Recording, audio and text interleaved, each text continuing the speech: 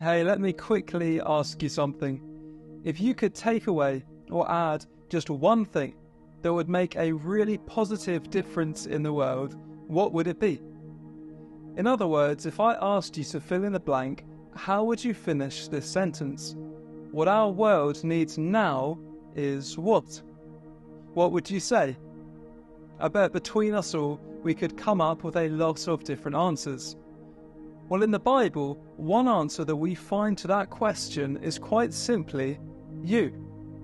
Not just the world in general, but specifically your community, your neighborhood, your workplace, your family. All of the people and places in your life need you.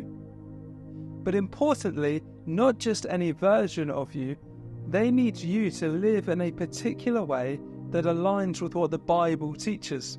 And let me explain what I mean.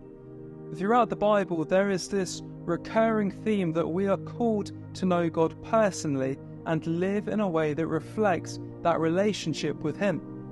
When we follow Jesus, the Holy Spirit comes to live within us, and that should influence how we think, speak, and act.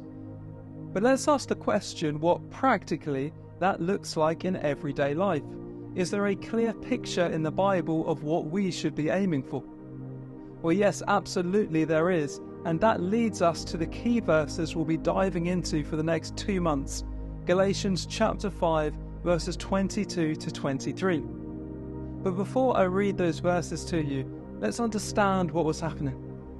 At the time, the Apostle Paul, called to equip and encourage the early church, was writing to the people in Galatia, modern-day Turkey. And in this particular Christian community, there were issues of false teaching, immorality, and confusion about how to live out the faith. The message of Jesus was being twisted, and it was causing division among the believers. And so Paul warns them, if you bite and devour each other, watch out or you will be destroyed by each other. He's basically saying, if you keep tearing each other apart, it's not just their relationships that will suffer, their witness as a church will suffer too. And so what is Paul's solution to this problem? Well, first off, he says, walk by the Spirit. Stay in step with Him as He dwells within you. But then secondly, Paul gets specific about what that actually looks like. And that's where these key verses for us come in. Galatians 5:22 to 23. The fruit of the Spirit, these qualities and characteristics we express when we walk by the Spirit, is love, joy, peace, patience, kindness, goodness, faithfulness, gentleness, and self-control. That was Paul's challenge to the believers back then, and it's still the challenge for us living in Emsworth and the surrounding areas today. Now, there are a couple of things we should take note of. First off, notice that the fruit is singular. If we pay close attention to Paul's words, we see he says, the fruit of the Spirit is. Not the fruits of the Spirit are, but the fruit of the Spirit is. And that's different to what we find with an area like spiritual gifts, for example. When Paul discusses spiritual gifts, he explains that they're given out to the church in various ways. Everyone is gifted differently as the Spirit determines, and not everyone has the same gifts. But here in Galatians, it's different. The 9 qualities that Paul lists, love, joy, peace, patience, and so on, they are not separate fruits. No, instead, together, they make up one single fruit of the Spirit. And that's important to understand because some of us might feel stronger in some areas than others. We might find it easier to be kind and gentle, but struggle with our patience or self-control. We might think that's okay because, like with spiritual gifts, someone else in the church can cover for our weaknesses, and together we will still reflect the fruit of the Spirit. But that isn't quite what Paul is getting at here. John Stott also explains this really well. He says the Spirit of God is not in the business of making lopsided Christians. In other words, God doesn't produce love in us without also developing patience, or joy without goodness, for example. The Holy Spirit's work is to build the full picture of Christ-likeness in us, and that includes every one of these different qualities. The second thing to keep in mind is that it is totally possible to demonstrate an outward change in our behavior and habits without experiencing an inward change in our hearts. In other words, it's possible for us to try to be good, try to be faithful, or to show self-control, but if we're facing that on our own, and if we're not relying on the Holy Spirit, it is simply not going to work. In fact, if that is how we live out our faith, we will only end up feeling frustrated and like we're always falling short, because these qualities are not something we can muster up on our own. They belong to the Holy Spirit. They are His fruit. And so we can only truly live by them and live them out when we are being led by the Spirit. And that is why Paul urges us to walk in step with Him.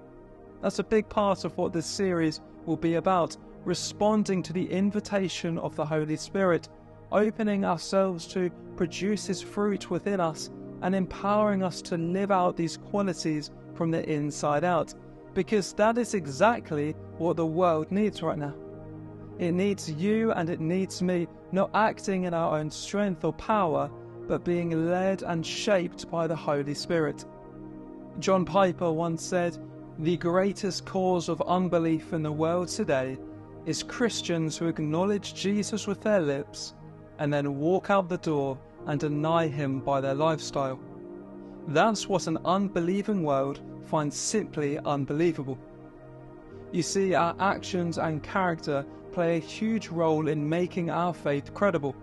And that is the challenge for us to embrace, not just for now as we enter our Give, Serve, Care campaign, but also in an ongoing sense as we reach out and share the message of Jesus in our daily lives. And so that's the plan for this series. Over the next 2 months, we are going to dive into the fruit of the Spirit and explore how we can grow in these 9 specific areas: love, joy, peace, patience, kindness, goodness, faithfulness, gentleness, and self-control. Alongside this, to help us stay on track throughout the series, we'll be sending out a quick follow-up email every Sunday evening. It will include a short devotional and an image that you can download as your phone wallpaper for the week. As you can see, each image has a few words of prayer, and so the idea is every time you go to unlock your phone, you will be reminded to pray for the Spirit's fruit in your life, because that is what the world needs right now. A church full of people who make the gospel something they are so desperate to believe in. A people who make following Jesus simply irresistible. Just for a moment, imagine with me our nation, our community, our church, our families, ourselves as individuals, all characterized by the fruit of the Spirit. The world around us would be a much better place, and that's exactly what our world needs. And so come along and join us this Sunday at 10 a.m. at EBC as we kick off this series, or follow along online whenever you can. Together we are going to journey through these powerful words written first to the Galatians, but written also for us and for the world's good as well. We cannot wait to see you there.